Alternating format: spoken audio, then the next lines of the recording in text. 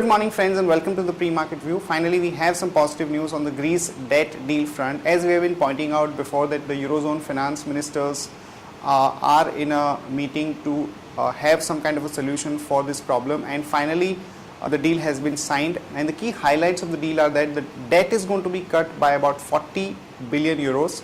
Also there is going to be some kind of a cutoff which Greece has agreed to achieve. The cutoff levels are like this: by 2020 the debt would be capped at 122% of the GDP, and by 2022 the number is 120%. So there is some kind of a time frame within which Greece will have to bring down this debt. And what does it mean for our markets? First of all, the euro has actually shot up to almost 1.3, and there is a possibility that the risk on trade may continue for at least next 2 or 3 days. And the European markets, when they closed yesterday, this particular announcement was not made, so they are yet to react to these developments. So they will react at 1:30 when the market starts today at our time. When we look at the Asian markets, most of them are slightly up. Nikkei is up about 0.4% and Hang Seng is also up about 0.25%. Only Shanghai is down a bit.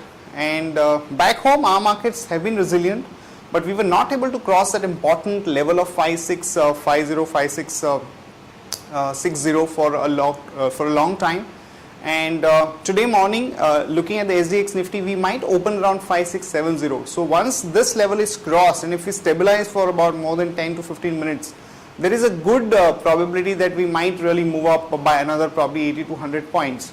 Also, in terms of the other domestic news, the parliament session again was a washout for the third consecutive day, and the all-party meeting to resolve the deadlock of the FDI in retail has not been resolved as yet, though some of the parties like Samajwadi Party have lent support to the government by not asking for debate on a particular rule. So this is something that we will be keenly watching out for. Here are the important news and events that we are tracking today. First of all, ONGC Videsh is likely to take about 8.4% stake in Kazakhstan's project from another company for almost about $5 billion. And on the back of that, one can go long on ONGC with a stop loss of 245 and a target of about 257 to 262. Also technically ONGC is close to an important support zone, so that would provide some kind of a pullback from current levels. For IndusInd Bank, there are positive news. First of all, RBI has allowed IndusInd Bank to increase the FI limit to about 49%, subject to overall foreign ownership not crossing 74%, including the FDI.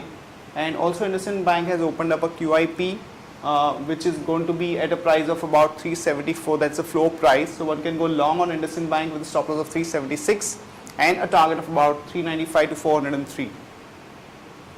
Lupin has launched a generic version of Tricol, which is an anti-cholesterol drug in US markets, and one can go long on Lupin with a stop loss of 553 and a target of about 582 to 592.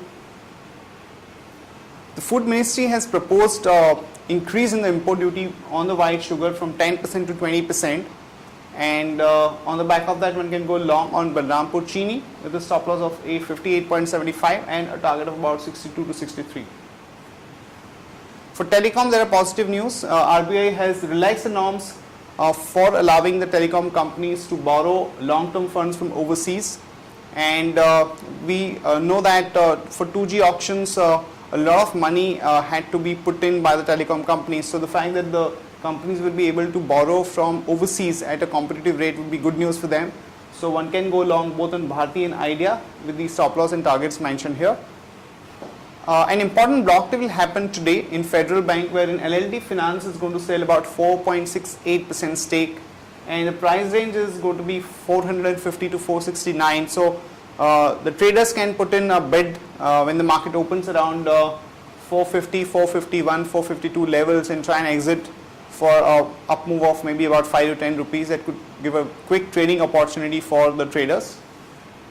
That's it from all of us, friends. Have a nice trading session and see you tomorrow at the same time.